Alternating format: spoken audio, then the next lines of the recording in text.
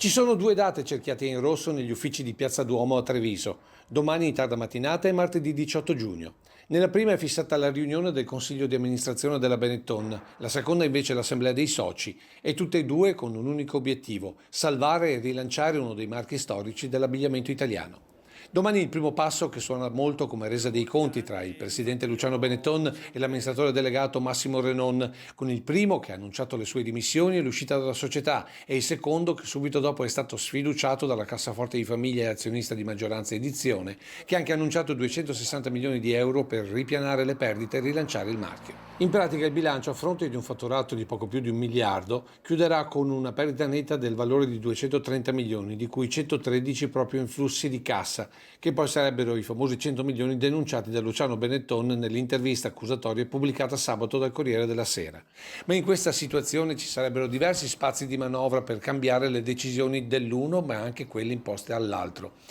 Secondo alcune fonti interne, infatti, l'azione immediata di Alessandro Benetton con il comunicato all'ANSA di sabato sarebbe un sottinteso invito al padre Luciano di rimanere, offrendogli sul piatto d'argento la testa dell'amministratore delegato venuto dalla montagna, ma anche il suo successore, che sarebbe già stato individuato dalla famiglia. Ma anche il fronte Renon l'uscita potrebbe non essere immediata, contando su alleanze di peso proprio all'interno dei soci di Edizione, ma anche le ragioni sulle scelte fatte, tra l'altro basi dell'annunciata azione legale. Tutto questo mentre la perdita di quote di mercato, se prolungata, potrebbe essere fatale anche per un marchio storico come Benetton. La competizione, ci sono tantissime realtà, tantissimi nuovi marchi, la concorrenza si fa sempre più aggressiva. Però Benetton rimane un punto saldo nella nostra realtà territoriale e come impresa e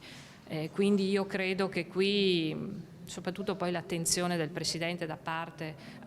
sul capitale umano farà ripartire sicuramente.